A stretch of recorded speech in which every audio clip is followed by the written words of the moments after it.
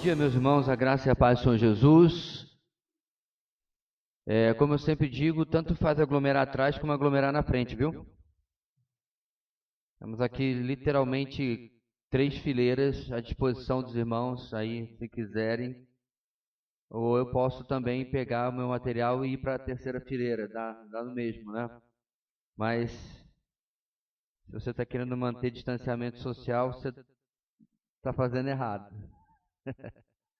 Vamos orar, iniciando o nosso tempo nessa manhã, pela graça do nosso Deus. Senhor, muito obrigado pela oportunidade que temos de estudar a Tua Palavra, a liberdade que experimentamos. E, ó Deus, nossa limitação, nossas dificuldades, ó Deus, nossa própria inabilidade de alcançar as profundezas da Tua Palavra, exigem de nós clamar pelo socorro, pelo auxílio, pela iluminação do Teu Espírito Santo. Perdoa, Deus, nesta manhã nossos pecados, veste-nos com vestes de santidade, para que em Tua presença possamos ouvir a Tua Palavra e que o Senhor possa abrir os nossos olhos para ver as maravilhas dela. É o que oramos em nome de Jesus. Amém. Muito bem, meus irmãos, chegamos à nossa lição número 10. Vivei de acordo com as boas novas do Evangelho. Você vai reparar na nossa lição que ele, no material, ele começa a partir do capítulo 3, e realmente é a respeito do capítulo 3, apenas os 4 primeiros versículos. Mas na nossa leitura agora, nós vamos andar um pouquinho para trás, porque se você reparar, a nossa lição número 9, ela termina no versículo 19. Então, a princípio eu fiquei me perguntando, até perguntei para o editor dessa publicação, né, pastor, que é amigo meu, se havia um erro. Ele ficou de verificar, mas enquanto ele verificava, eu comecei a ler e vi que, na verdade, eles optam por não utilizar os últimos versículos do capítulo 2, ou usá-los, perdão, apenas como uma ponte para já entrar no capítulo número 3. Antes de nós entrarmos, meus irmãos, várias vezes eu já falei isso, e essa expressão não é minha, especialmente as cartas de Paulo, elas possuem uma dobradiça. Eu não sei também se é dele, mas eu aprendi há 27 anos atrás com o meu professor de panorama, ou síntese do Novo Testamento, do Antigo também, que vocês conhecem muito bem, o Davi Merck. Não é o que esteve aqui recentemente, aquele é o filho dele, certo? Foi o que esteve há 2 ou 3 anos atrás na nossa conferência de exposição bíblica pregando em Eclesiastes. Aliás, uma maravilha, está no canal da conferência, eu recomendo demais você assistir novamente. Se não assistiu ainda, assistir pela primeira vez. Então, o Davi sempre falava sobre isso, e aquilo é impressionante, né? A didática é uma coisa que funciona realmente para gravar as coisas no seu cérebro. E eu não consigo mais ler determinados livros sem perceber algumas coisas. Entre elas, nas cartas de Paulo, exatamente essa dobradiça. O que ele quis dizer com isso, meus irmãos? Ontem mesmo, em um post, eu tentava explicar para esse pessoal tolo que está numa onda de desprezo pela teologia. Nós vivemos décadas em que doutrina era entendido como regra. Qual é a doutrina da sua igreja? É manga comprida, manga curta? Né? Onde pode a saia das mulheres? Isso não é doutrina, isso são usos e costumes. Mas acostumou-se. E eu até acho que Satanás tem o dedinho dele nisso daí, porque quando ele começa a confundir os termos, chamar uma coisa de outra, aquilo que aquela coisa realmente acaba caindo no esquecimento. Doutrina, ensino, teologia não pode ou não pode ver televisão, como algumas igrejas proíbem, né? Não se você pode ou não pode tomar bebida alcoólica, não é se você pode... Não, isso não é doutrina, isso não é teologia.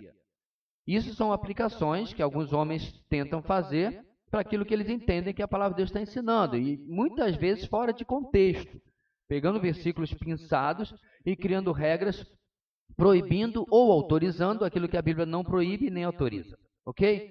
Então, ultimamente, meus irmãos, tem surgido esse afã de colocar o ensino a teologia, a doutrina, como uma coisa ruim. Inclusive, pegam uma péssima interpretação daquele famoso texto, né? A letra mata e o espírito vivifica, e igualam letra, com ensino, com teologia. Isso não podia estar mais longe da verdade.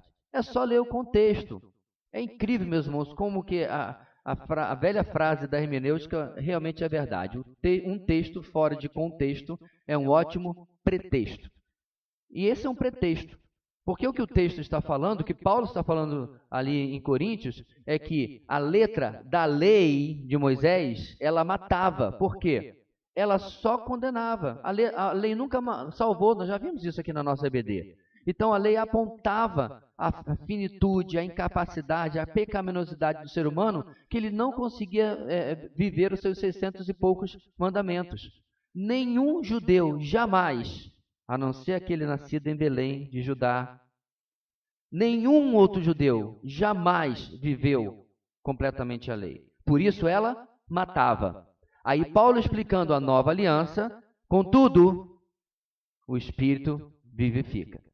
Porque não somos salvos mais, aliás, nunca fomos, mas não precisamos buscar uma perfeição moral ou ética, qualquer coisa assim, para a salvação, mas somos salvos pela graça mediante a fé. Bem, então, ontem eu falava sobre isso, meus irmãos, que Satanás tem tido uma vitória imensa quando ele coloca que teologia é uma coisa que algumas igrejas, algumas denominações exigem do seu pastor que ele estude lá, no seminário. Inclusive, irmãos, eu não sou contra seminário, nós somos o nosso. Mas seminário é também uma tentativa de corrigir a falta de teologia dentro das igrejas. Pastores deveriam ser formados a priori dentro de igrejas locais, no ambiente eclesiástico. Eu sou muito grato pelo seminário que eu estudei, não trocaria minha experiência por nada, mas ela não pode ser uma coisa isolada em que, eu passei por aquilo, ótimo, já peguei o meu canudo, bacharel em teologia, né? Com ênfase em ministério pastoral, missões e educação cristã, maravilha, e aí? Agora eu pego, coloco na parede e esqueço, porque agora a gente vai fazer igreja de verdade. Não, irmãos, não existe igreja de verdade sem teologia. Pastor, só está dando uma volta imensa, por quê? Porque você está agora na dobradiça em que Paulo, depois de falar 2 capítulos inteiros em Colossenses, 2 capítulos completos em Colossenses, falar de teologia pura, ele vai dizer o que você faz agora com essa teologia. Como nós já falamos na nossa igreja inúmeras vezes, o que você crê determina o que você vive. Aí vem o argumento que eu também coloquei nesse post, mas o que adianta saber tanto e ser um hipócrita? Mas o que adianta saber pouco e ser hipócrita também? Qual é a diferença? Se o camarada é mentiroso, sabendo todo o credo apostólico, se o camarada é mentiroso, não sabendo o credo apostólico, o que mudou?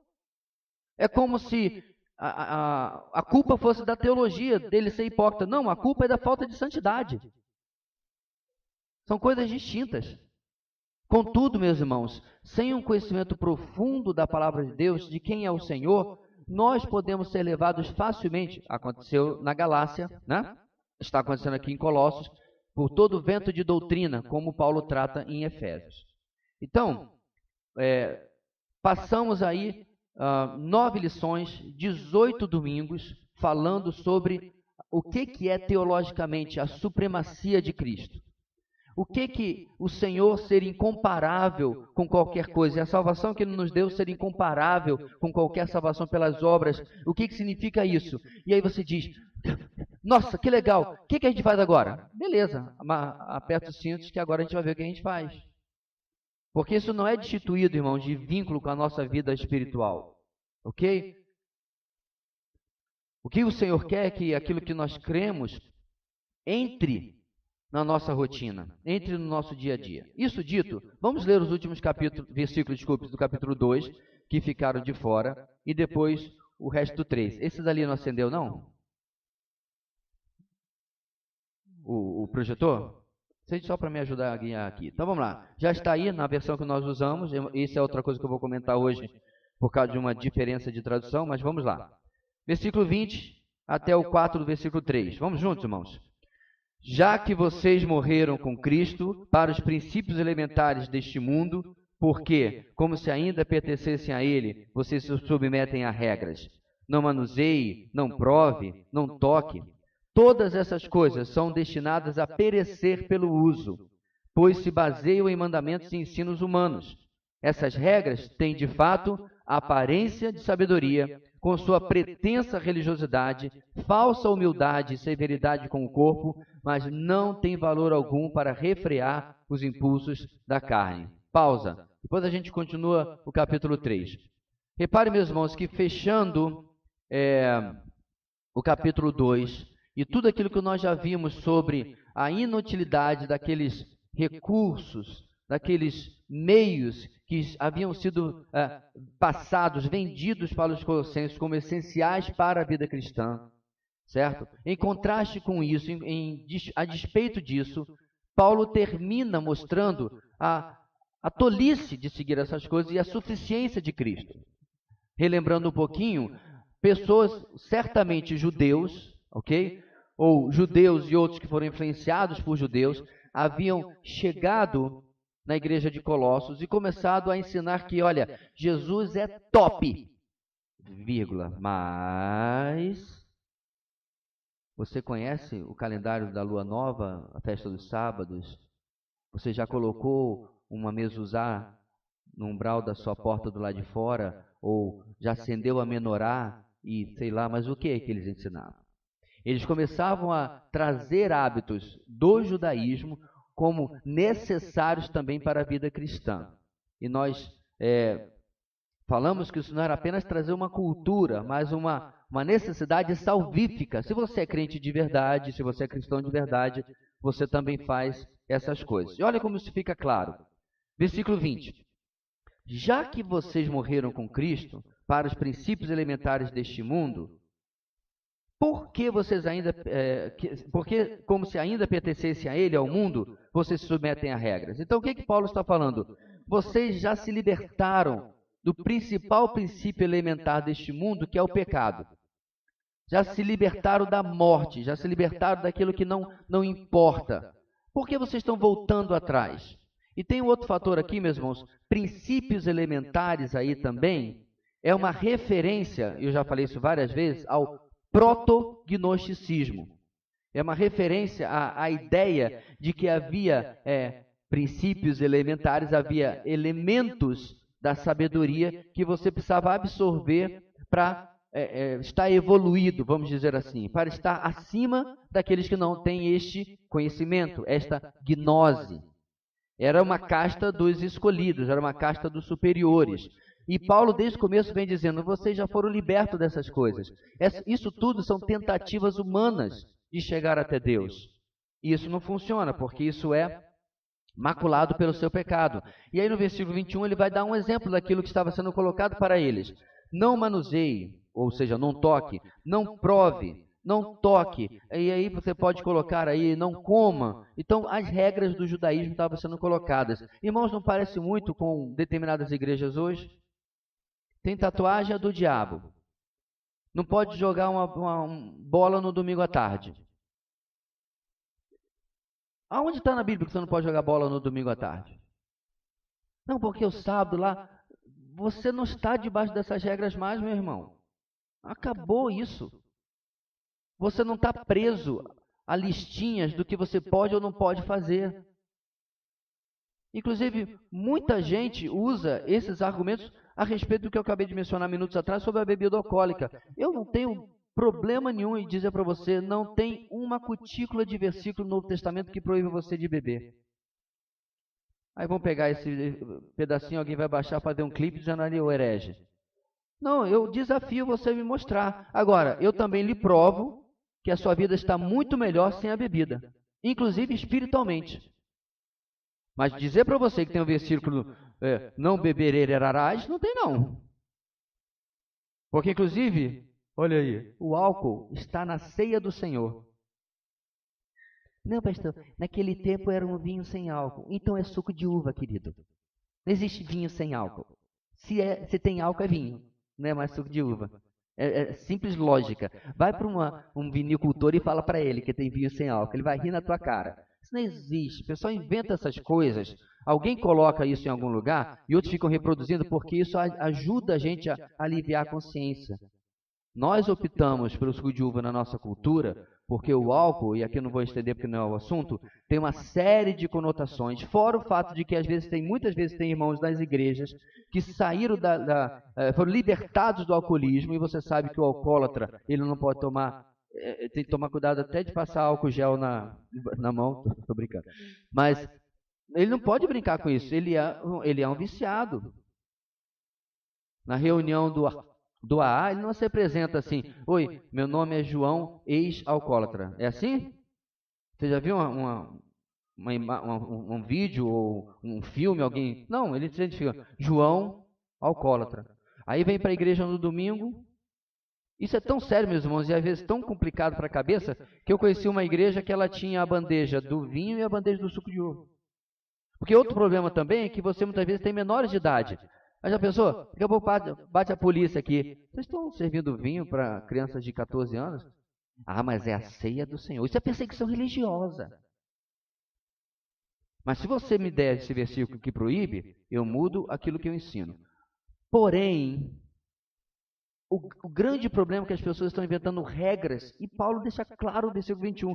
E ele falou em outra parte mais cedo sobre a lua nova, sobre as festas que estavam impondo às pessoas. 22.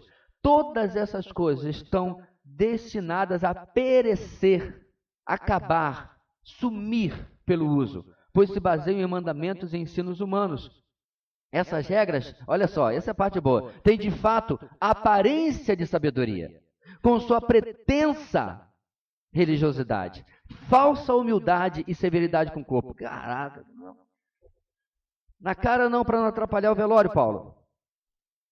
Ele acaba com a utilidade de tudo aí. Eu adoro como Paulo é politicamente incorreto. Não estava nem aí. No século XXI, coitado, ia ser cancelado o tempo todo.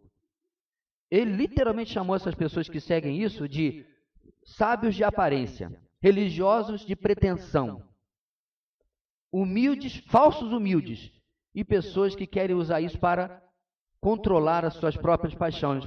Mas aí ele termina: mas não tem valor algum para refrear os impulsos da carne. A revista atualizada diz: não tem valor nenhum contra a sensualidade. Quando a gente pensa em sensualidade, irmão, geralmente a gente liga com o quê? Sexualidade. Não, sensualidade tem a ver com os sensos, sentidos. Tato, visão, paladar, audição, etc. Então, o que ele está dizendo aqui? Por isso que a NVI preferiu traduzir: não tem valor algum para referir os impulsos da carne, ou seja, aquilo que você quer fazer para dizer: eu estou bem espiritualmente, porque eu cumpri a minha listinha.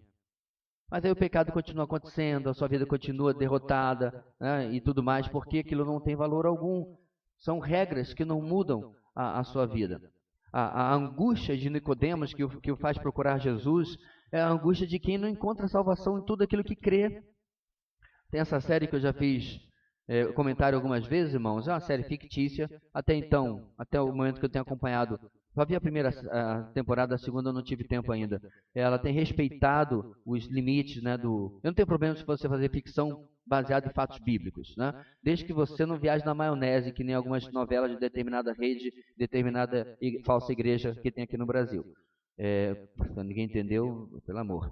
Então, o problema não é a ficção, o problema é você viajar na maionese. E essa série, já falei o nome do aplicativo, porque é por ele que você assiste, é The Chosen. O nome dessa série, nessa série eles retratam Nicodemos como um homem frustrado, porque a religião que ele representa não responde aos seus anseios. E aí eles pensam em uma história de como ele chega até João capítulo 3. E o encontro dele com Jesus, irmãos, foi lindamente colocado. Sabe, um homem que fica deslumbrado. Por quê? Porque eles, na série, não é bíblico, é claro, eles colocam Nicodemos como sendo chamado para tentar expulsar os demônios de Maria Madalena. E ele não consegue. E aí depois ele encontra Maria Madalena completamente restaurada, E aí ele entra em parafuso. Quem foi que ele libertou? E aí finalmente ele consegue quem é o nome, vai até ele, João capítulo 3. Aí sim é bíblico. E aí, meus irmãos, é isso que acontece quando você fica baseando a sua vida em regrinhas. Você vive seco, frustrado. Você vive a parte da graça de Deus. Bem, e aí sim nós chegamos, irmãos, no nosso texto de hoje. Okay? Essa introdução foi importante porque eu não queria deixar para lá esses versículos, porque aqui ele vai passar por eles muito rapidamente na introdução que a gente vai ler daqui a pouquinho. Vamos terminar nossa leitura do versículo 1 até o versículo 4. Vamos lá, irmãos, juntos? Portanto, já que vocês ressuscitaram com Cristo, procurem as coisas que são do alto, onde Cristo está sentado à direita de Deus. Mantenham o pensamento nas coisas do alto e não nas coisas terrenas, pois vocês morreram e agora a sua vida está escondida com Cristo em Deus. Quando Cristo, que é a sua vida, for manifestado, então vocês também serão manifestados com Ele em glória. Muito bem, agora sim vamos para a nossa apostila. E aí no lado esquerdo, como sempre, tem os nossos 3 objetivos: saber, sentir e agir. Que em Cristo, cada cristão está habilitado, tem todas as condições necessárias para viver a nova vida. Em Cristo ele está habilitado. Sei disso. Sentir segurança na vida, ganha em Cristo, e desejo de abandonar as coisas antigas para viver de acordo com a verdade do Evangelho. 2 coisas. Segurança de que eu estou em Cristo, isso me move a querer novas coisas por causa do Evangelho, por causa da verdade que me alcançou. E agir, pensando e buscando a Cristo, submetendo-se a Ele como Rei e soberano, renunciando às coisas do mundo e vivendo de acordo com o Evangelho. É o começo do que nós vamos ver a partir do capítulo 3. Se a gente serve, irmãos, um Senhor, um Rei tão supremo, por que eu estou lidando com coisas desse mundo? Não é uma pergunta retórica não, irmãos, eu estou fazendo a mim mesmo. É a ideia do embaixador. Se eu sou embaixador desse Rei, por que eu estou andando com trapos? A lógica não é andar numa roupa que represente bem o meu Rei, uma conduta que represente bem o meu Rei. Então, a supremacia de Cristo, irmãos, não é uma doutrina, deixa lá na cristologia, como precisava ser tiro da prateleira, não. Ela serve para o meu dia a dia. Eu me lembro que, uma vez, eu estava fazendo não sei o que, né, e tal, e alguém viu o meu nome e falou assim: você é filho do Xavier? Porque o irmão sabe que o meu nome é o nome do meu pai, né? Você é filho do Xavier, ele usa muito o nosso segundo nome, que é o nome, na verdade, de família da minha avó, como nome de guerra no trabalho, porque é um tantinho mais fácil de decorar que Joverci. E ainda assim, hoje em dia, consegue escrever errado. Cismaram que Xavier é com CH. Nunca foi na vida.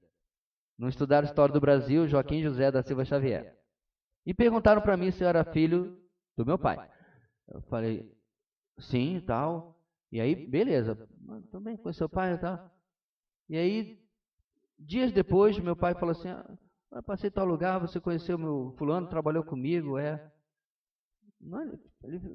comentou, fez elogios a você. Meu pai ficou todo contente. Por quê, irmãos? Porque eu estava honrando o nome dele. A forma como eu estava me importando ali no meio daqueles adultos, a forma como eu estava me comportando. E detalhe, eu literalmente levo o nome dele. Não só o de família, o primeiro também e o segundo também. E como eu não me chamo Antônio Francisco Raimundo, é quase impossível alguém não ligar uma pessoa com a outra. Tá? E aquilo, irmãos, ficou na minha memória de que nós somos observados o tempo todo. E é muito triste quando, neste caso, se fosse, nossos pais tivessem relatórios negativos a respeito da gente. E o nosso Deus? Servindo esse Supremo Rei,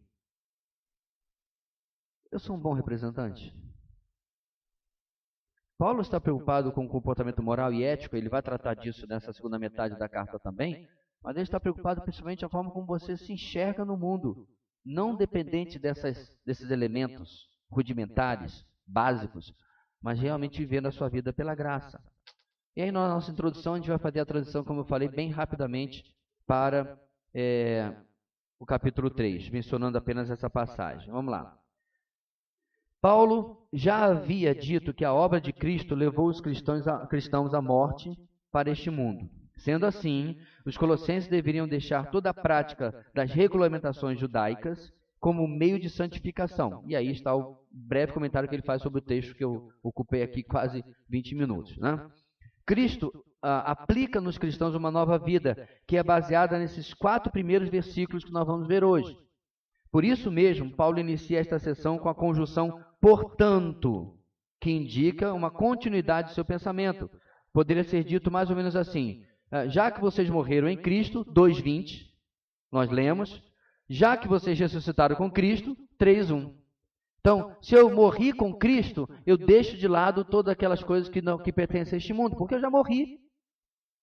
De quem me serve? Porque literalmente, irmãos, quando nós morremos, o mundo, os faraós se iludiam, né? Levando suas riquezas, coitados dos seus escravos também, que eram enterrados vivos com ele, para servi-lo na próxima vida, né? Só para chegar lá e ver que eles não tinham a próxima vida.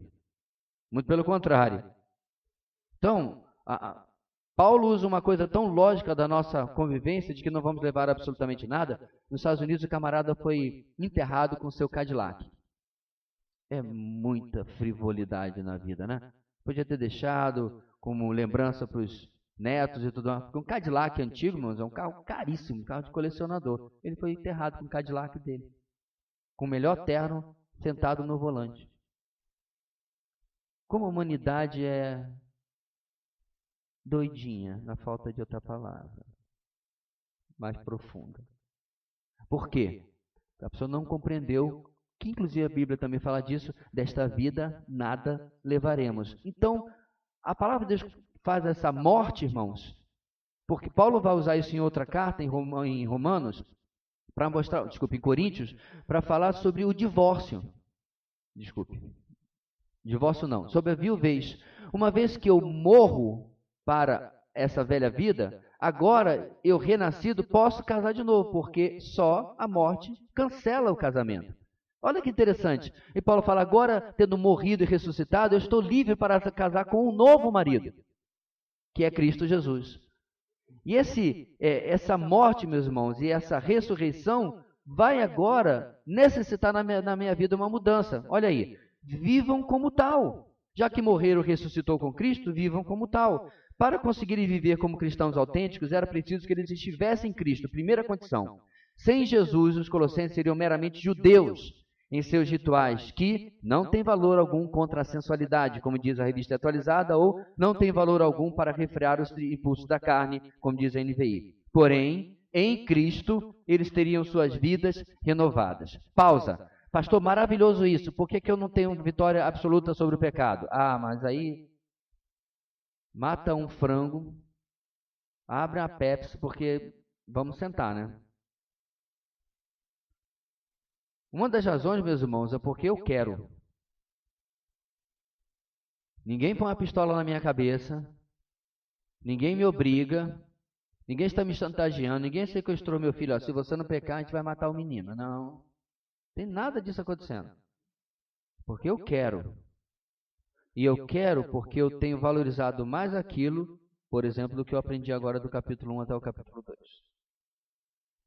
Que é a supremacia e a grandiosidade que é a pessoa do Senhor Jesus na minha vida. Quando eu não entendo realmente essas coisas, quando isso não cai no meu entendimento da maneira como deveria, eu começo a buscar alternativas. Ídolos, falsos deuses, falsas coisas para preencher o vazio no meu coração. Né, pastor? Meu coração está cheio de Jesus. Mais ou menos. Essa questão, meus irmãos, é claro, o Senhor Jesus está no nosso coração, como diz aí no mundo evangélico, mas quanto mais eu estiver vazio, e Paulo vai falar isso ao Gálatas, do Espírito, eu vou estar cheio da carne, não tem terceira via. Só tem duas, Espírito e carne. Tá? Você já parou para pensar que, fisicamente, na superfície do planeta, não no espaço, na superfície do planeta, nenhum copo jamais está vazio? Se você colocar 100 ml dentro dele, ele continua completamente cheio. Pastor, você está filosófico hoje? Não. é física. Ele tem 100 ml de água e o resto de ar. O ar é um elemento físico. Ele não é nada. Faz assim, você vê como você está sentindo o ventinho, né? Ele está aqui. Se você fizer assim no espaço, você não sente ventinho. Porque não tem ar. Ou no vácuo, se você quiser. A mesma coisa, irmãos, é a nossa vida. Não, eu não estou muito bem assim espiritualmente. Então você está carnal. Não tem neutro. Não tem isentão. Eu não sou nem esse candidato nem outro, sou isento. Não, você é um dos dois sim.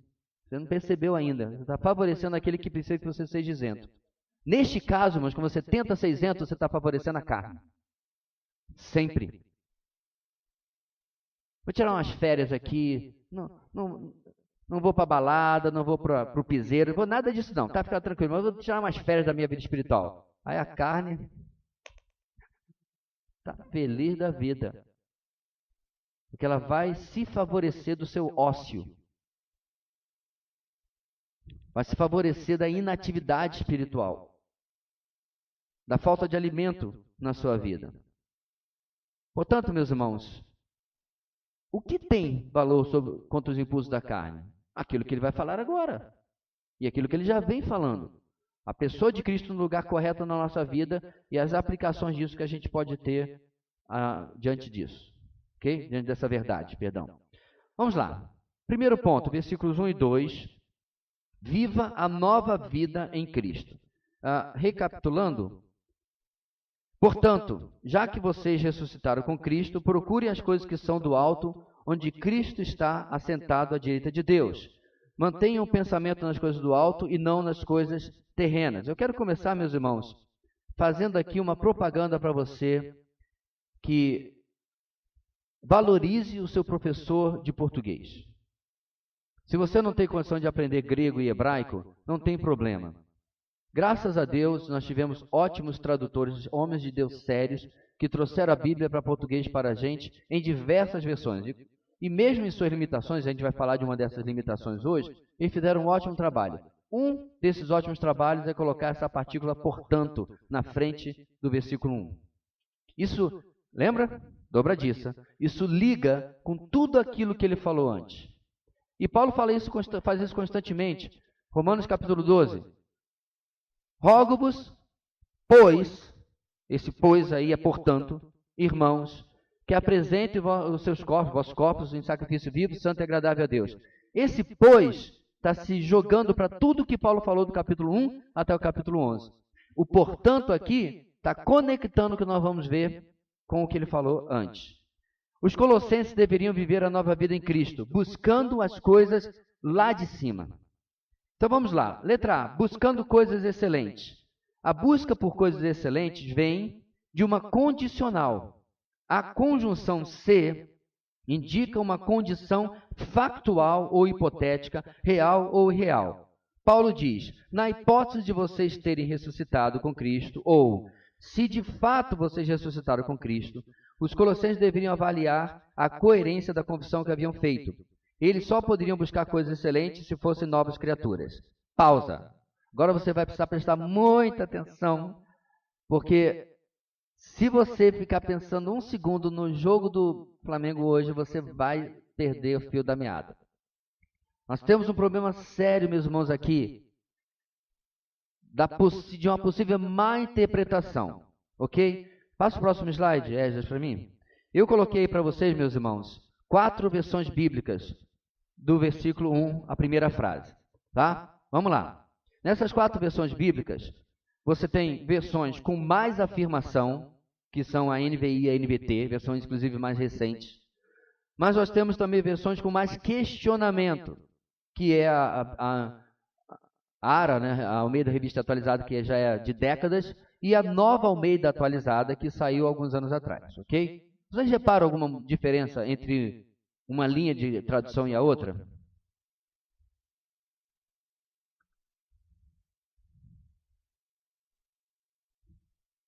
Vocês percebem que nas duas de baixo você tem um certo grau de incerteza, de questionamento? Vamos lá.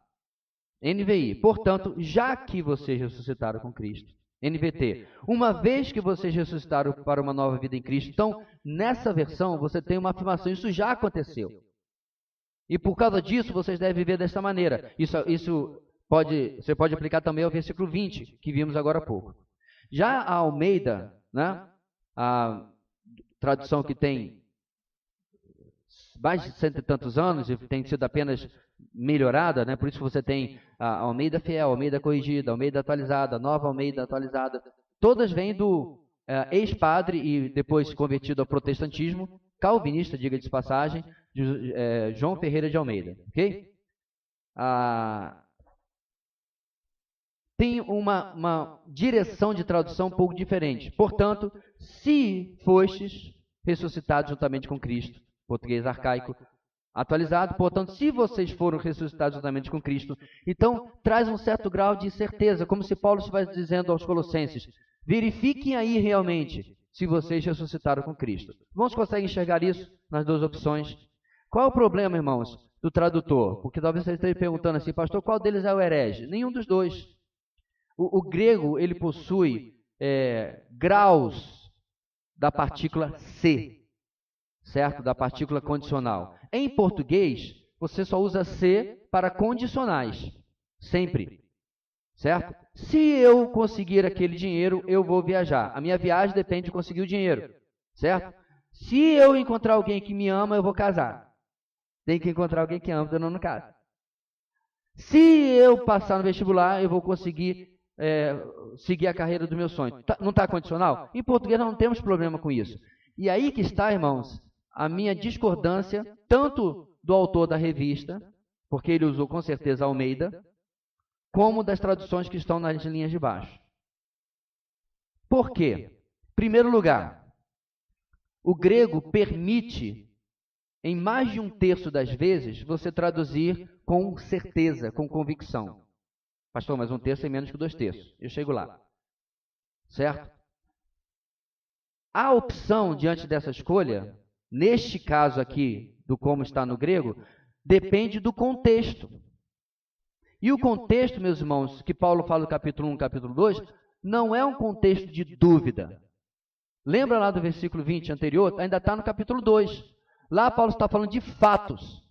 Cristo é isso. Cristo é aquilo. São fatos o tempo todo para dar certeza aos colossenses que eles não precisavam dos falsos ensinos que lhes estavam sendo trazidos.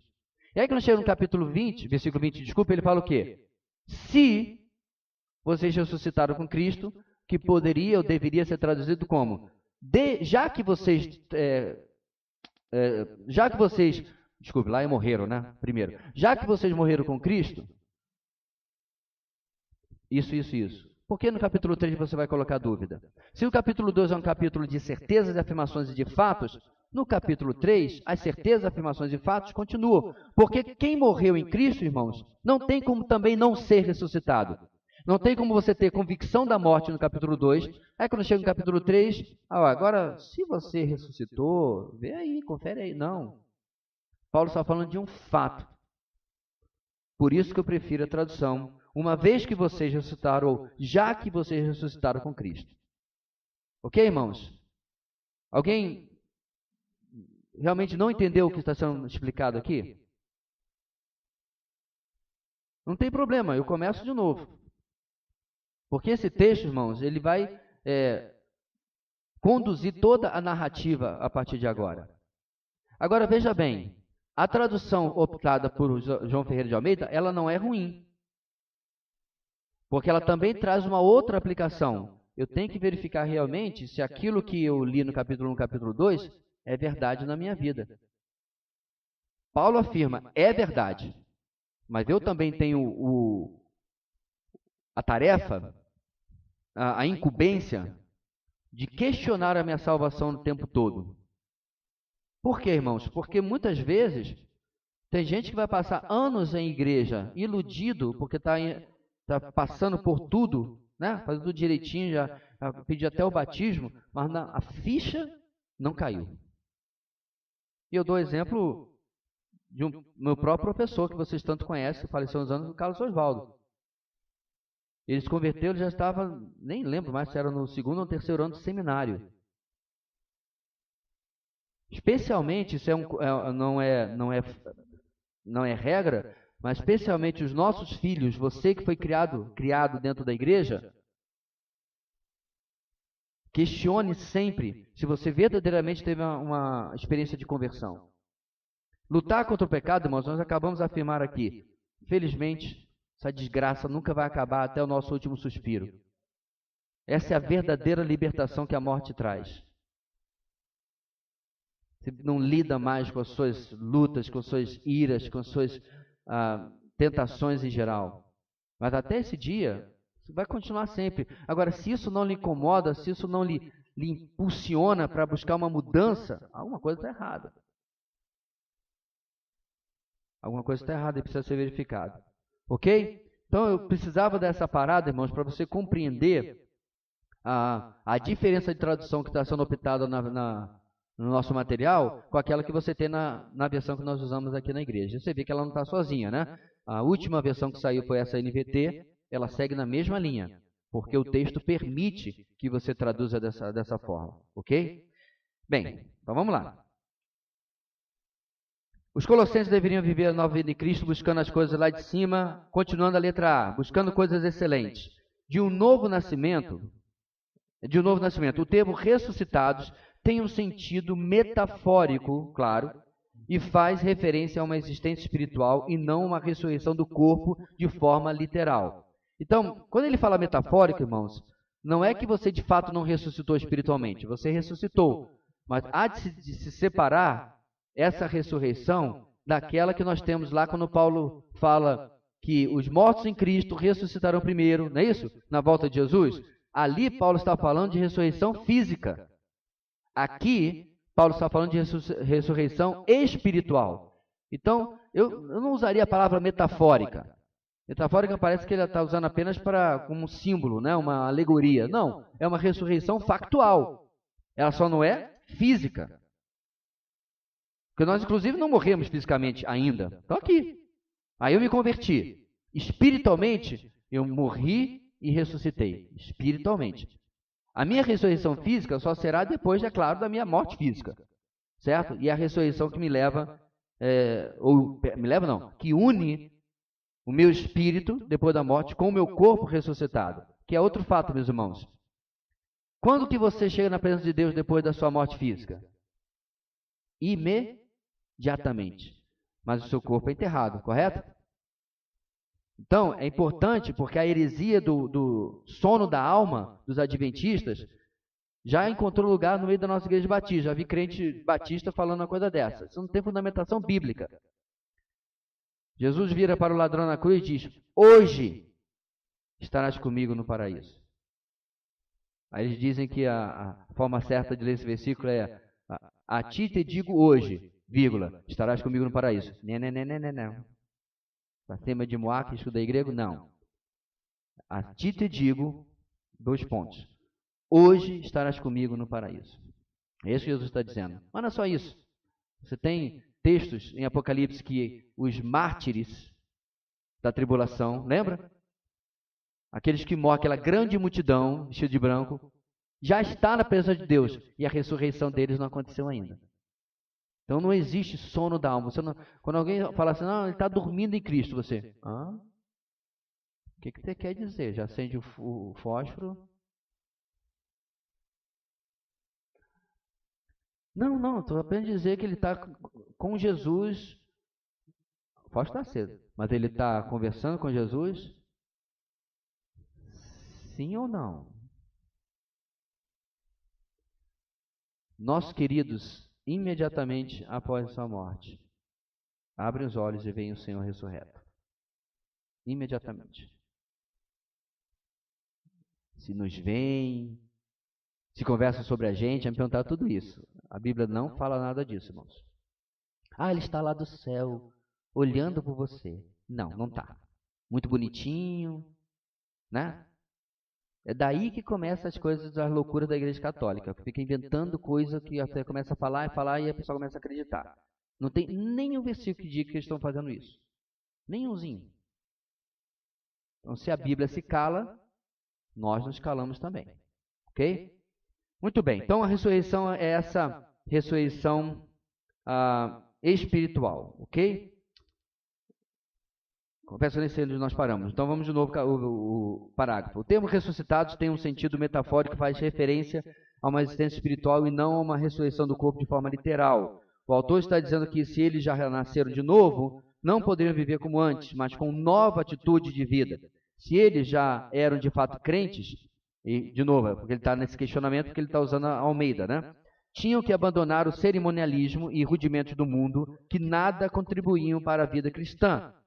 O que já nasceu de novo busca coisas excelentes, ou seja, busca coisas da nova vida em Cristo. Ok, irmãos?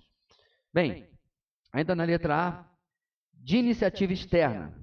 O verbo foram, no original, está implícito com a palavra ressuscitados, que implica uma forma passiva, isto é, ressurreição, novo nascimento. O que ele está se referindo aqui, meus irmãos? Porque o texto diz, vocês foram ressuscitados, vocês receberam essa ação, vocês não produziram. Ninguém um belo dia acordou e, deixa eu voltar à vida. Não, alguém lhe reviveu.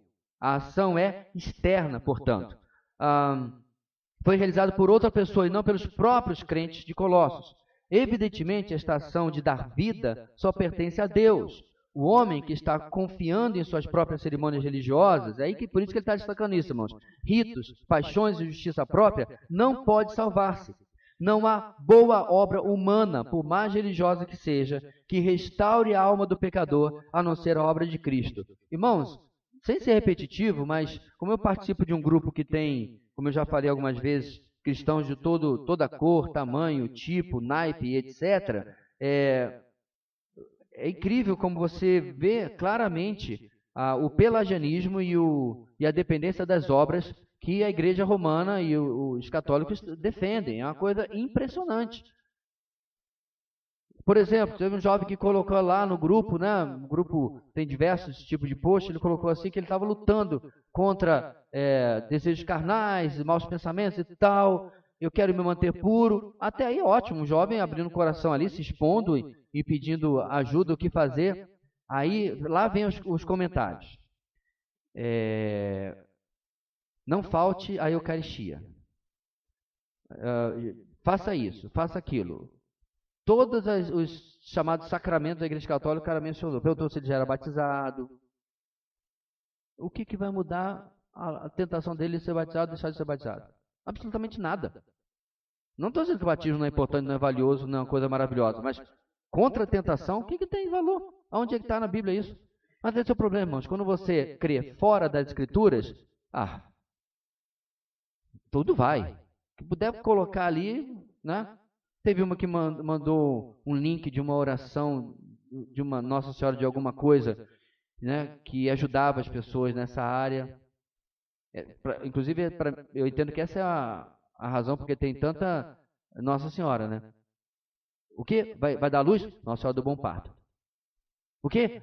Tá beira da morte? Nossa Senhora da Boa Morte. Tem uma Nossa Senhora para cada problema da vida, né? Com o avanço da tecnologia, logo vai surgir Nossa Senhora da internet lenta.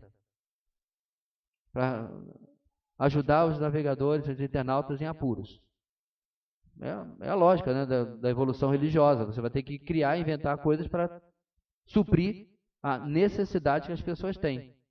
Inclusive, tem tudo a ver com a nossa lição, irmãos. Não precisamos de nada disso.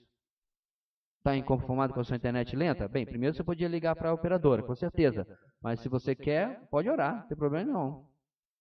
São Jesus, ele nos ouve em qualquer situação. Eu já orei por HD que não queria abrir. Desesperado pelos arquivos que estavam lá dentro. Falei, Senhor, me ajude, porque se eu perder o que está aqui dentro, eu vou ter que fazer muita coisa. E eu fui muito claro, até um pouco arrependido de ter sido tão claro e específico. Eu quero só salvar os meus arquivos. Depois, RIP HD. Foi exatamente o que aconteceu. Eu devia ter pedido, restaure este HD, transforme um SSD. Não. Fui orar só para ele abrir uma vez, eu salvar meus arquivos e ele padecer. Exatamente isso aconteceu. Viu? Cuidado com o que você ora. Às vezes você vai reclamar do resultado da oração, mas você orou por aquilo, o Senhor deu aquilo, né? Brincadeiras à parte, meus irmãos, a gente precisa de nada nem ninguém. Nós temos o texto está dizendo. Há 10 semanas, há 9 lições, 18 semanas. Nele está tudo o que nós precisamos. Quer seja para os grandes desafios da vida, quer seja para as coisas corriqueiras. Quantos de nós, quando vai fazer uma viagem, a gente precisa de algum santo que nos acompanhe? Não, a gente precisa do santo. O Messias, guardando estes santos enquanto formos na nossa viagem. Não é verdade? A gente não ora pela nossa viagem, para a gente ir, pelos nossos parentes quando vão viajar. A gente não ora por situações do nosso dia a dia, para uma entrevista de emprego. O Senhor está conosco em todos os instantes, em todos os momentos. Ele é mais do que suficiente. Chega a ser ofensivo o ser humano achar que ele precisa de algum outro recurso a não ser Ele. É como, meus irmãos, uma esposa que em lugar de chegar para o marido, amor, me dá aí o cartão que eu preciso fazer meu cabelo, eu preciso comprar alguma coisa, ele vai pedir um homem na rua. Já pensou uma situação dessa? Ou uma situação inversa, você tem uma necessidade que a sua esposa pode atender perfeitamente, sei, costurar uma roupa sua que rasgou, ou você tem que levar um bolo para o seu trabalho, e você nem a consulta, nem a pergunta, aí você vai na vizinha. Ah, meu Deus do céu, você quer arranjar para a cabeça um negócio desse, né? Perguntar se ela pode fazer um bolo para você. Chega em casa, você não vai encontrar o bolo, mas o negócio lá de massa, provavelmente você vai encontrar. Porque você rouba a dignidade da pessoa. Quanto mais quanto ao nosso Deus. Buscarmos outros meios, não apenas santos, mas quaisquer outros. A gente está dizendo, Senhor, isso é top, mas dessa área aqui, isso não consegue fazer muita coisa, não. O Senhor não tem competência para me ajudar nisso aqui que eu preciso. E aí a gente acaba buscando alternativas que estão fora da vontade de Deus. Deixa eu equilibrar aqui, irmãos, bem onde eu marquei a minha metade da nossa caminhada, para não ficar as aulas desequilibradas. Sim, a gente vai mais 2 pontinhos desse dali. Ok? Seguindo adiante, então, de uma comunhão, buscando coisas excelentes de uma comunhão. Nosso texto vai falar juntamente com Cristo, mas esse juntamente, irmãos, eu botei inclusive entre colchetes, ele está na revista atualizada, tá? Porque nós fomos ressuscitados juntamente com Cristo. A NVI já juntou, com Cristo. Ele entendeu, o tradutor, que era meio redundante. Você tem que colocar juntamente com. Né? É tipo assim, eu estou aqui passeando juntamente com a minha esposa. Não, com a minha esposa. Não tem necessidade de colocar uma coisa que a preposição já explica. Já atualizada, preferiu colocar a coisa mais clara. Tudo bem. Esta expressão caracteriza a união dos Colossenses com Cristo. Paulo liga esta passagem com a anterior, de 2, 12 e 13, quando põe ênfase nas declarações juntamente com ele, indicando que eles deveriam buscar as coisas do alto, porém, isso só seria possível se eles tivessem nascido de novo em Cristo, e somente em Cristo, sem nenhum acessório inútil vindo do judaísmo, do paganismo imoral ou qualquer outra fonte. Então vamos lá, irmãos. Como é que eu vou explicar isso aqui? Vamos lá. A condição sine qua non para buscar as coisas do alto é a nova vida. É o novo nascimento. Ok? Então, incrédulos não conseguem buscar as coisas do alto. Eles vão ser ótimos religiosos, vão fazer as coisas talvez tudo certinho, né? Você vai até dizer assim, rapaz, fulano só falta ser crente. Porque ele, nossa, bom pai, boa mãe, bom cidadão, torce para o time certo, vocês já sabem qual é, né? Tudo está no lugar direitinho e tal, menos a parte mais importante. Então, o que acontece? O ser humano, irmãos, consegue ter boa moral. Por outros motivos, ele consegue ter boa ética, por outros motivos. Às vezes, medo do que a sociedade vai pensar dele. Às vezes, boa criação. Tem gente, pessoal, que foi muito bem criado. Um pai, uma mãe de conservadores, de firmeza de valores. Eu conheço, inclusive, gente incrédula que vive socialmente, eticamente, moralmente melhor do que muito crente que eu conheço. Mas esse não é o ponto aqui. Isso é uma vergonha para nós, mas isso não é o ponto. O ponto é que isso não tem nada a ver com salvação. Porque se você coloca comportamento em qualquer lugar da balança, irmãos, você anula a graça, anula a fé, anula a cruz de Cristo em geral. Agora, preste bem atenção no que eu vou falar. É óbvio que sem o novo nascimento, sem a nova vida, você não consegue buscar as coisas do alto. Agora, onde eu quero chegar e onde Paulo está chegando aqui?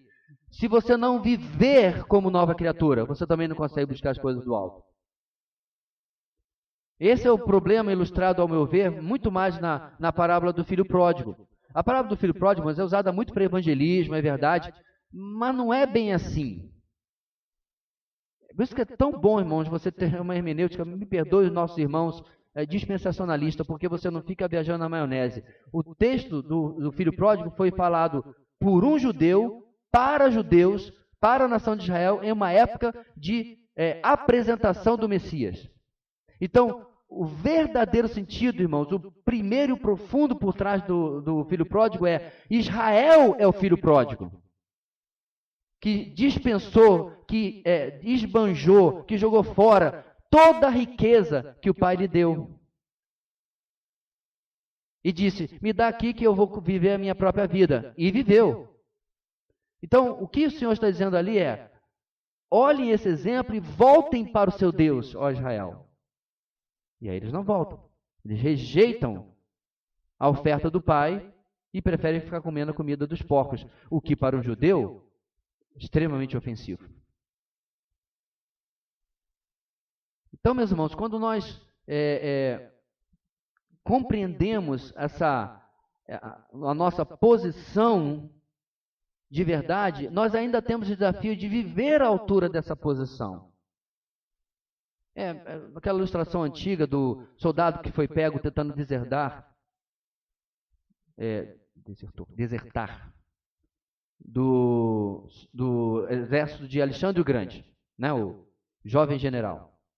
E aí foi pego, levaram diante dele e tal. Ele, preocupado com o que ia acontecer com ele, perguntou: Senhor, eu tive medo e eu quis fugir e salvar a minha vida. E aí Alexandre o Grande, apesar da idade, era uma pessoa compassiva, compreensiva, e disse: meu jovem, qual é o seu nome? E aí o soldado virou para ele, muito mais novo, se não me engano, Alexandre o Grande tinha 33 anos quando morreu, muito novo ainda, disse: Senhor, meu nome é Alexandre. Aí Alexandre o Grande mudou de postura. Como? Jovem, qual é o seu nome? E ele perguntou 1, 2, 3, 4, 5 vezes. E cada vez que ele perguntava, o menino falava mais baixo e mais assustado. No final, Alexandre o Grande virou para ele e disse assim: ou mude o seu nome, ou mude a sua postura, a sua atitude. Você tem o nome de um conquistador, de um guerreiro, de um homem vitorioso. Você é um covarde que abandona os seus amigos no campo de batalha? Então, meus irmãos, a posição é uma coisa, a postura é outra. Os reis de Israel, lembra de Acabe? Eu acho que é a única vez que a mulher dele falou uma coisa que presta, né? Jezabel. Acabe quis comprar uma terra, um terreno, e o proprietário disse: não está à venda. Aí Acabe foi para casa, fez o quê? Foi deitar em posição fetal, chupando o dedo. Gente, homem adulto. O que não falta é terra para comprar naquela região lá, eu vi. Até hoje. O camarada. Até aquela cidade que eu vi lá, não tinha na época. Ele ficou depressivo, porque disseram não para ele. Aí, dessa vez, Jezabel falou, só essa parte, né, irmãos? Que papel o rei de Israel está se portando, se prestando. Aí depois ela tem uma péssima ideia, né? Dá um jeito do camarada lá ser morto e o rei tomar posse da terra dele. Mas até essa parte, ela, sim, que papel. Você é o rei. Está fazendo birra na cama. Cadê a postura de rei? Então, meus irmãos, voltando ao nosso raciocínio aqui, a minha posição em Cristo, Efésios fala isso sobejadamente, está garantida, acima de todo principado e potestade. Cantamos isso, inclusive, domingo passado. Né? Nós estamos nele, mas vivemos dessa maneira. Nós somos filhos deste pai, será que nós estamos vivendo como quem está comendo as bolotas dos porcos? Eu preciso me fazer essa pergunta. Não, eu não estou me referindo se você passou a sexta-feira à noite no piseiro, porque seria, irmãos, muito óbvio. Nós precisamos fazer melhor do que isso. A gente precisa se avaliar por padrões mais profundos do que apenas eu não estou na gandaia. Há coisas piores acontecendo no nosso coração. Há coisas piores muitas vezes acontecendo na nossa própria vida.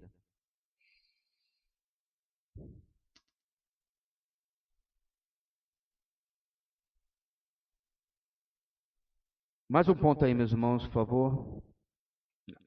Antes a frase do William Hendricks, né? Bem esquecido.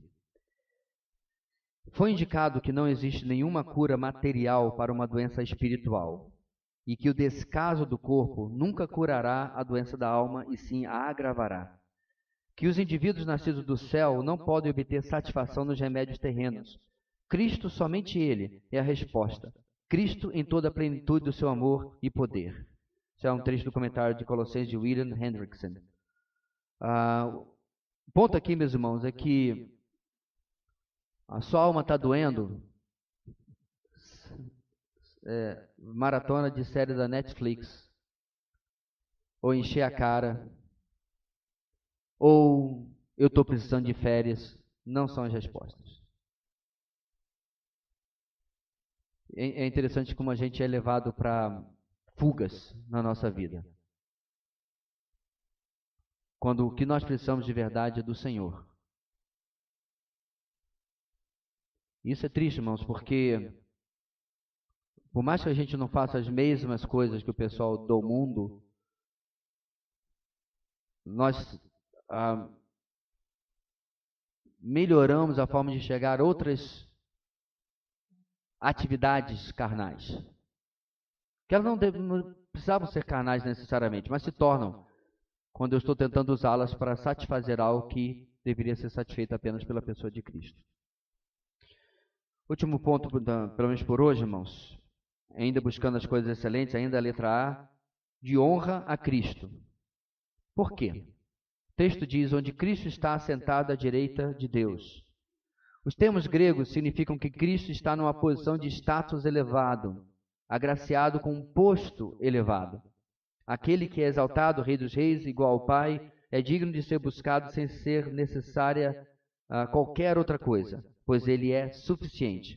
Os colossenses deveriam viver a nova vida em Cristo pensando nas coisas do alto, ou seja, nas coisas do reino daquele que tem a autoridade sobre absolutamente tudo. Então, quando nós pensamos dessa maneira, irmãos, nós não precisamos viver que nem os Amish, né? Abrir mão da eletricidade ou qualquer coisa assim, ou ver de maneira frugal, né? Não. Se Deus tem lhe dado condições de usufruir de determinada coisa, busque a vontade dele se você deve usufruir daquilo, mas usufrua. O problema não é isso. Salomão, por exemplo, é um ótimo exemplo que fala onde Deus lhe dava muitas riquezas e tudo mais, e ele utilizava dessas riquezas e vivia de uma maneira que o Senhor havia possibilitado a ele. Fora a parte todo o pecado e coisas de idolatria e coisas que ele se envolveu. O ponto aqui, meus irmãos, é que eu não abro mão daquilo que o Senhor tem me dado. O Senhor me deu esse carro, essa bênção aqui, né? Mas no fundo isso é uma maldição, porque não é das coisas lá do alto. Não, o que acontece, irmãos, é que eu pego a bênção que Deus me deu e eu levo para o alto. Eu santifico, trago para dentro da nova vida que o Senhor me deu. E é aí que está, meus irmãos, a nossa luta, porque, para usar o mesmo objeto, o mesmo carro que pode ser uma bênção dada por Deus e abençoar a minha forma de viver para o alto, eu também posso transformar em um ídolo. A coisa mais fácil do mundo é pegar as bênçãos que o Senhor colocou sobre a minha vida e transformar em ídolos. Então, quando o Senhor me dá alguma coisa, irmãos, você não precisa entrar em parafuso. Senhor, por que o Senhor está me abençoando tanto se o Senhor me falou para buscar as coisas do alto? O que ele está dizendo é, essas coisas vão com você, na sua consagração ao Senhor. O casamento é uma coisa de baixo. Você pega o seu casamento que Deus lhe deu e coloca para o alto, coloca para servir a Deus. Os filhos que Deus lhe deu. Então, tudo que está dentro, irmãos, da experiência humana tem que ser transformado em corandel, em diante da face de Deus, você viver para Ele. Ou viver para si. Nós vamos estar sempre diante dessas duas alternativas. Como eu vou usar para a glória de Deus aquilo que o Senhor tem me dado? Como vou viver e usar para a eternidade aquilo que Deus tem me dado aqui no mundo temporal? Então, se o Senhor está à direita, se Paulo usa essa expressão, meus irmãos, aqui nesse contexto ele está dizendo, entenda quem é o dono disso tudo. Quem é o dono da sua vida, quem é o dono das suas coisas, das suas bênçãos, daquilo que tem acontecido na sua vida. Se Ele é realmente Senhor de tudo, você vai viver, vai usufruir, vai experimentar, vai aproveitar o que Ele tem lhe dado, sempre como um ato de adoração. É interessante, irmãos, como a gente acha que a adoração é um momento de cânticos, né? Que não deixa de ser também. Mas a adoração é uma atitude de vida. Que detalhe, você luta com murmuração? Ela é a antítese. Ela é o contrário da adoração. Adoração, gratidão, contentamento está no espectro contrário à murmuração, à reclamação, à inconformidade. Ah, mas é que o senhor não sabe o que está acontecendo comigo. Não, mas o senhor sabe. E ainda assim ele nos ensina a ser gratos por tudo e contentes por tudo.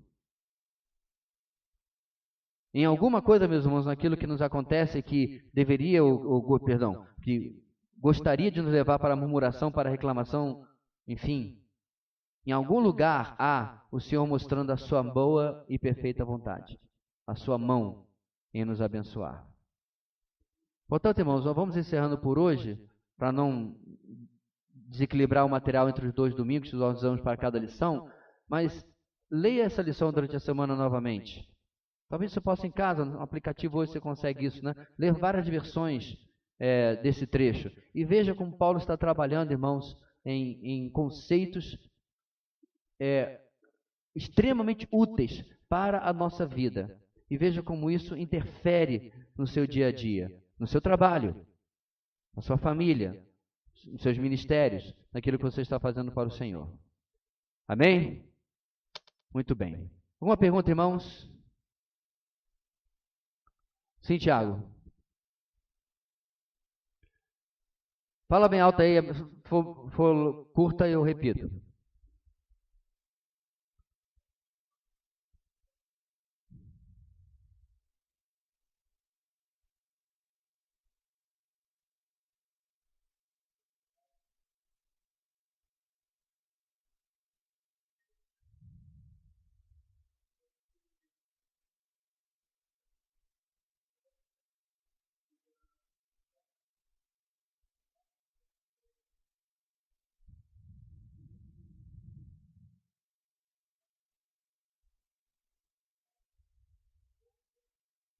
Ok.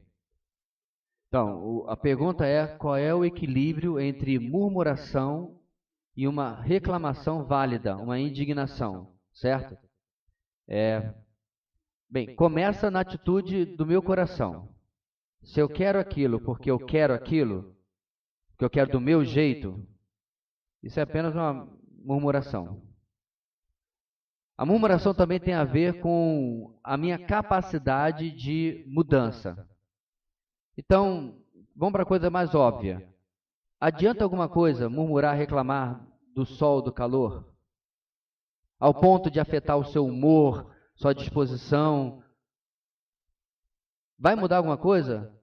O sol vai pedir desculpa para vocês e assim, não sabia que estava lhe incomodando. Se tivesse falado mais cedo, teria chegado às 11 da manhã para não atrapalhar.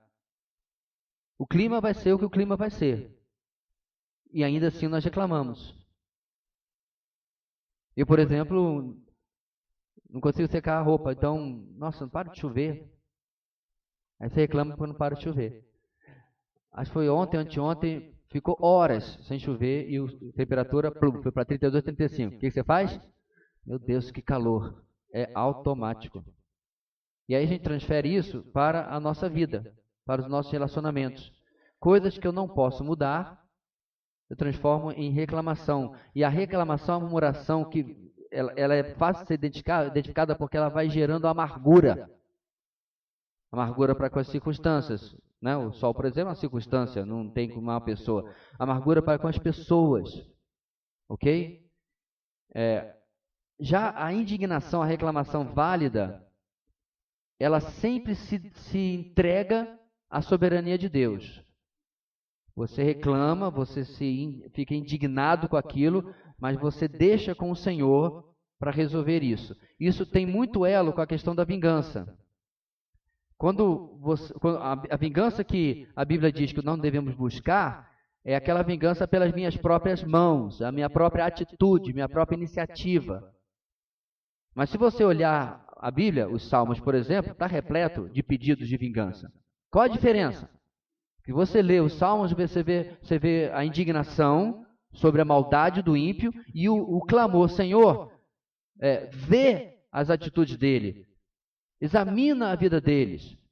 E até tem umas sugestões, né? Que eles não vejam mais a luz do dia, que seus filhos sejam jogados contra as pedras e tal. Sim, mas ainda assim o salmista está dizendo o tempo todo, Senhor, o Senhor trata disso aí. Eu tenho um amigo em Mossoró, que ele tem o hábito de quando ele vê, por exemplo, alguma coisa ruim das notícias, ele posta, ele coloca sempre a mesma frase, Senhor, faz justiça. Eu acho isso interessante. Ele postou outro dia mais uma decisão descabida do STF e colocou, Senhor, faz justiça. Então, ficar indignado, irmãos, é normal. Você não ficar indignado com a injustiça, epa, uma coisa está muito errada. Mas ao ponto de você transformar uma pessoa cética, uma pessoa amargurada, uma pessoa desanimada com tudo, aí é que a coisa saiu do trilho. Aí que você começou a chamar para si. É porque isso não está me agradando. Eu não estou me indignando por causa do que é correto, por causa daquilo que é a verdade, mas porque aquilo está me incomodando. Aquilo está alterando como eu gostaria que as coisas fossem. E não porque é certo, porque é errado. Isso vai entrar nos relacionamentos, né? Muitas igrejas têm problema com pastores, com lideranças, porque muitas igrejas, digo, pessoas ali não está acontecendo do jeito que eu quero, do jeito que eu gosto. Aí o pastor ou a liderança pergunta, mas isso é certo e errado? Por causa de quê, meu irmão? Qual é o princípio bíblico por trás disso? Não, eu só acho que deve ser assim. Eu só acho que se eu pintar as colunas de chocolate é uma ofensa às pessoas que estão em dieta, então eu não gostei. Não tem fundamentação nenhuma. Eu não gostei. Eu fui afetado, eu fui incomodado. Então quero que seja de outra maneira. Então, a linha é tênue, mas ela está lá. E principalmente o que vai definir de uma forma ou de outra é a minha atitude. E olha pior, não só para o Tiago, irmãos. Muitas vezes eu vou cruzar e descruzar essa linha no mesmo tópico. Porque eu vou lidar com aquilo de uma maneira espiritual ou carnal, porque essa é a diferença entre uma indignação justa e a carnalidade, certo? Ou a murmuração. Eu vou lidar de uma forma certa e errada, de um momento para o outro, sem conseguir me manter firme, entregando ao Senhor a justiça por aquilo que vai acontecer. Então, irmãos, eu quero dizer bem claro, gostaria eu ser um paladino da indignação e defensor da justiça. Mas eu tristemente me vejo como um arquivilão da murmuração. Eu queria estar lá do lado da Liga da Justiça, né, que está fazendo tudo certinho, defendendo a verdade e tal, mas muitas vezes é a murmuração que ocupa o meu dia. E a gente murmura pelas coisas, né? mais banais. Cantamos, o nosso Deus é soberano. Até o momento que o pneu fura. Então, essa semana eu fui ver o carro para um vazamentozinho de óleo. 2 gotinhas todo dia, 2 gotinhas, 2 gotinhas. Mas tem que olhar, né? Uma hora isso aí vai dar problema. Aí levei lá. O retentor deve custar R$10, R$15. Retentor eu estava passando óleo, né? Uma borrachinha lá que veda, tão pequeno que ele provavelmente não ia nem me cobrar. Mas aí foi vela, cabo, descarbonizador, não sei mais o que. É que nem a gente quando faz assim, eu vim aqui ver uma pinta que está aqui e o cara descobre que você tem que trocar um rim. E lá se foi dinheiro. Ah, irmãos, eu estaria mentindo para você. Pastor, como é que está? Maravilhoso. Só hoje foi R$400. Estou feliz da vida. Mal posso esperar de chegar na próxima autopeça para saber qual o preço das outras, para ver se eu consigo chegar a 800. Vamos dobrar a meta. Eu nunca. Eu já sei dos meus compromissos do mês que vem. Meu pai, inclusive, está fazendo uma cirurgia e está se juntando com os irmãos para ajudar. Aí minha cabeça foi tudo quanto é lugar que você foi, menos na ação de graças. Aí, não aconteceu, mas aí passa um camarada do meu lado com uma barra forte de umas 4 cores diferentes e faltando peça e andando sabe lá como, e olha para o meu carro, sobre o qual estou reclamando, ele olha para o meu carro e diz assim, poxa, um dia queria ter um carro desse, aí você... Tá aí que está, meus irmãos, o motivo. Eu fui obrigado a comprar o bendito do carro? Eu não fui obrigado. E quando eu comprei, eu não orei pedindo, Senhor, me abençoa aqui nesse negócio, encontrar um bom desconto, né? Que o meu papo de vendedor seja melhor que o papo de vendedor do cara lá, para a gente conseguir chegar ao preço que eu quero. Me ajuda, o financiamento seja aprovado no juros. Tudo eu botei para oração. Mas agora não, agora aquilo é um problema, é um peso. Que aparentemente Deus dormiu no plantão e as velas do meu carro, junto com os cabos, junto com, sei lá, os bicos injetores, sei lá mais o que, tinha que ser trocado e consertado. Tá aí que está, meus irmãos. Isso é essa é a murmuração da mais pura qualidade, ou da pior, se você preferir usar aqui. Entende? Isso não tem nada a ver com indignação. É eu realmente não gostando das coisas porque não estão do meu jeito. Aí você vai aplicar isso na sua casa. Esta camisa, eu botei em um lugar determinado. Passei e botei lá. Faço tudo na noite anterior, irmãos, porque de manhã eu gosto. Eu tomo banho, eu acordo. Quando eu vou sentar no carro, eu estou acordando. Tomo banho, tomo café da manhã. Quando eu chego no carro, eu estou acordando de verdade, porque de manhã eu sou uma maravilha. Então eu já deixo tudo pronto lá a camisa. Aí quando eu fui lá na cadeira que eu botei a camisa, até começa a recitar a oração aquela da Senhor, me ajuda a aceitar as coisas que eu não posso mudar. Da serenidade, a oração da serenidade. Eu deixei a bendita camisa que eu passei às 11h30 da noite aqui. Aí alguém pegou e botou no outro lugar. As coisas vão acontecer na nossa vida, irmãos, assim. E nos chatearmos e murmurarmos sobre as coisas mais banais do dia a dia, nos cansa. Agora, veja bem. Eu estou tratando isso muito com os casais do aconselhamento pré-matrimonial.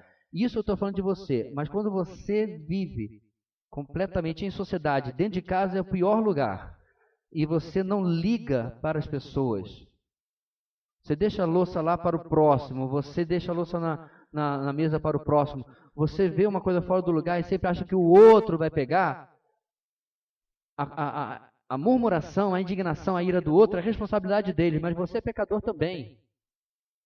Porque você vive de maneira egocêntrica. Isso não é problema meu, isso não é da minha conta. Deixa que outro faça. Você não vive para a sociedade, para a micro-sociedade que você está. Você não está vendo uma necessidade, preenchendo uma necessidade. E detalhe, Jesus já cuidou disso para você quando ele disse que tudo que você fizer para ele, você é recompensado. Você prefere não servir aos outros, não ser recompensado, do que fazer aquilo que está ao seu alcance. Sua casa é assim? Sempre é responsabilidade e tarefa de outro? Então, muitas vezes, irmãos, talvez eu viva com uma pessoa murmuradora, ou que tem fase de murmuração, mas talvez eu seja o catalisador dessas murmurações. Repito, não muda a responsabilidade do outro sobre o pecado. Mas eu preciso pensar se eu não sou o apertador de botões das pessoas com as quais eu convivo. Ok? Vamos orar, irmãos, encerrando o nosso tempo de hoje. Pai querido, nesse encerramento, ó Deus, nós vemos como tem enorme relação com a nossa vida diária e prática. A ideia, o conceito de que o Senhor é suficiente na nossa vida, a tua soberania sobre todas as coisas deve mudar a nossa forma de enxergar a nossa rotina, o nosso dia a dia, as circunstâncias, os nossos relacionamentos. Isto é buscar as coisas lá do alto. Ajuda-nos, ó Deus, a compreender que não é um desprendimento apenas de coisas materiais e um viver de maneira bem frugal, maneira limitada ou qualquer coisa assim. Isso não é espiritualidade. Mais espiritual é aquele que consegue utilizar e usufruir tudo que o Senhor lhe dá para a glória do Senhor. E é o que nós te pedimos, Senhor. Que nós possamos continuar apenas possuindo as bênçãos e não sendo possuídas por elas. E sendo sempre gratos ao Senhor por aquilo que o Senhor tem nos dado. Abençoa, Deus, a nossa tarde que temos pela frente e o nosso culto desta noite, tanto aqui quanto mais tarde as atividades da nossa congregação também. Nós oramos em nome de Jesus. Amém.